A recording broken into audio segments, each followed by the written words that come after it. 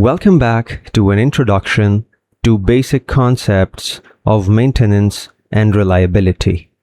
In this lecture, we're going to discuss one of the most influential process improvement methodologies in modern industrial history, that is, Six Sigma.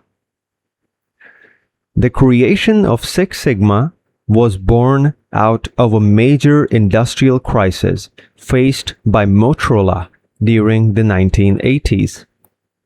At that time, Japanese electronics manufacturers were rapidly outperforming American companies by producing higher quality products at lower costs. Motorola was struggling with high defect rates, expensive rework, rising warranty claims, and growing customer dissatisfaction. During a high-level executive meeting in 1981, a Motorola sales executive named Art Sundry bluntly stood up and declared, "Our quality stinks." Instead of ignoring the criticism, Motorola CEO Bob Galvin accepted the reality and challenged the company to dramatically improve quality performance. This challenge eventually led to the work of Bill Smith, a Motorola quality engineer and statistician who studied manufacturing variation and product failures.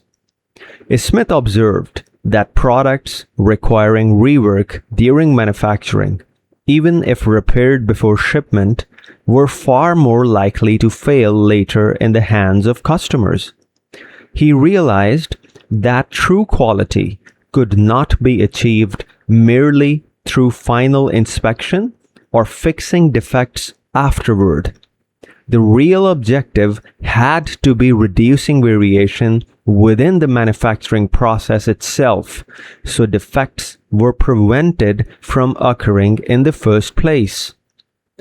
Smith eventually developed the statistical philosophy that became known as Six Sigma, while another Motorola engineer, Dr. Mikel helped create the operational improvement framework that could deploy these ideas throughout the organization. Motorola officially launched Six Sigma in 1986, and the results were extraordinary. The company saved billions of dollars through reduction in defects, waste, and rework, eventually winning the prestigious Malcolm Baldrige National Quality Award. However, Six Sigma became truly world famous when Jack Welch aggressively implemented it at General Electric during the 1990s. Welch transformed Six Sigma from a manufacturing quality program into a company-wide management philosophy tied directly to promotions, executive bonuses, and operational targets. General Electric reported billions of dollars in savings, proving that Six Sigma could be successfully applied not only in manufacturing, but also in aviation, healthcare, finance, and service industries. Today, Six Sigma is applied across all industries globally and not just manufacturing or engineering. Now, before understanding Six Sigma, we first need to understand what the word sigma itself means. In statistics, sigma is the symbol used for representing a standard deviation, which is a measure of variation or a spread within a process. In manufacturing, no process produces perfectly identical outputs every single time. There is always some natural variation due to factors such as machine vibration, tool wear, material inconsistency, temperature changes, fixture alignment, and numerous other process variables. For example, let us consider our metallic bracket manufacturing process. Suppose the bracket hole diameter is supposed to be exactly 20 millimeters.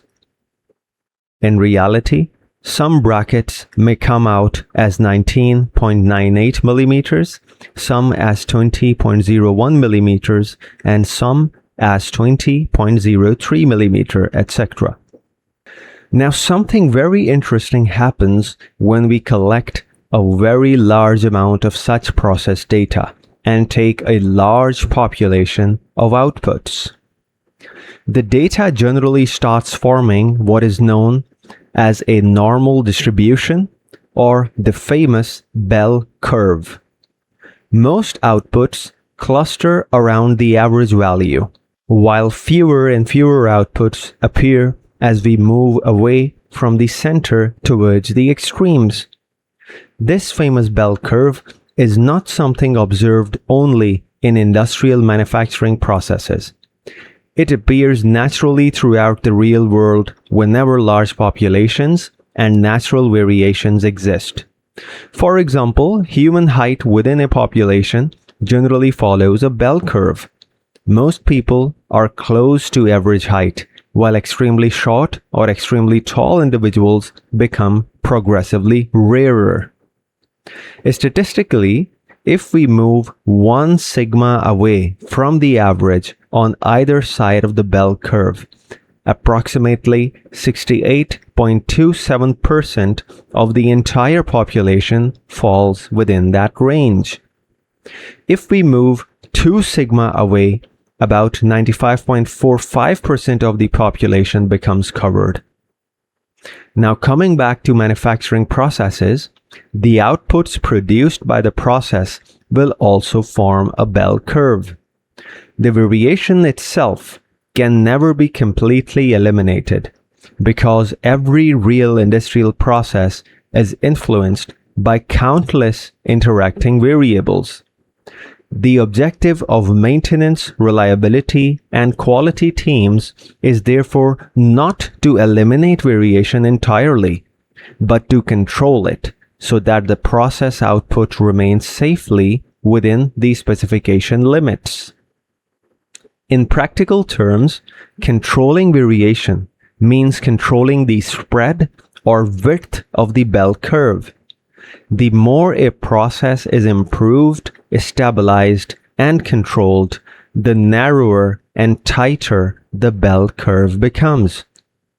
As the bell curve gets squeezed inward, a greater percentage of the population starts falling inside the specification limits, resulting in fewer and fewer defects.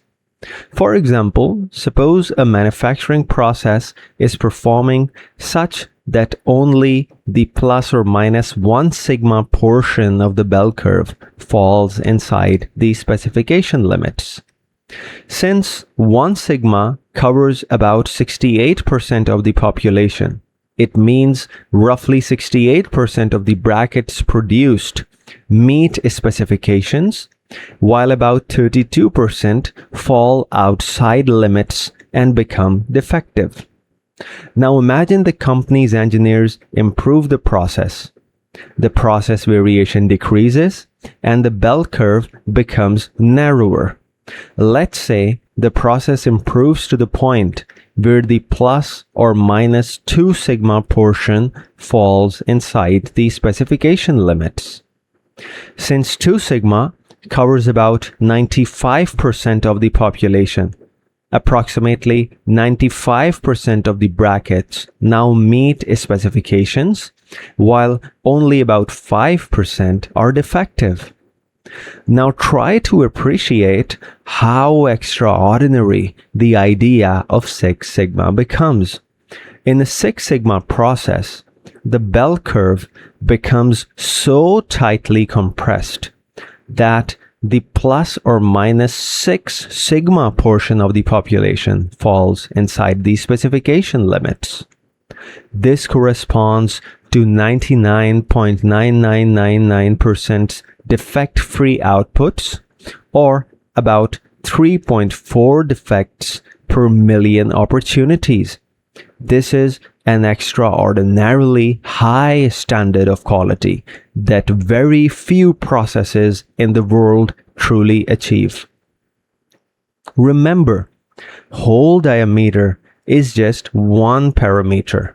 The metallic bracket may also have specifications related to hole position accuracy, bracket thickness, weld quality, surface finish, paint coating thickness, dimensional straightness, and material strength, and several other quality requirements simultaneously.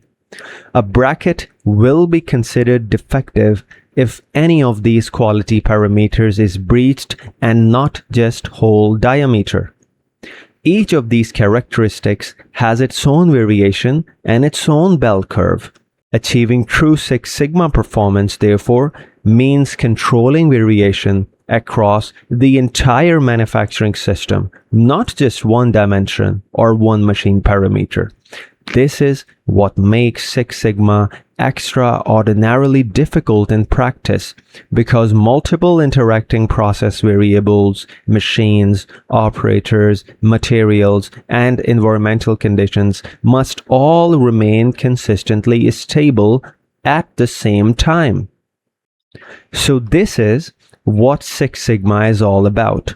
It's about achieving such a level of perfection and improvement that the level of defects produced by a manufacturing process minimize to extremely low levels.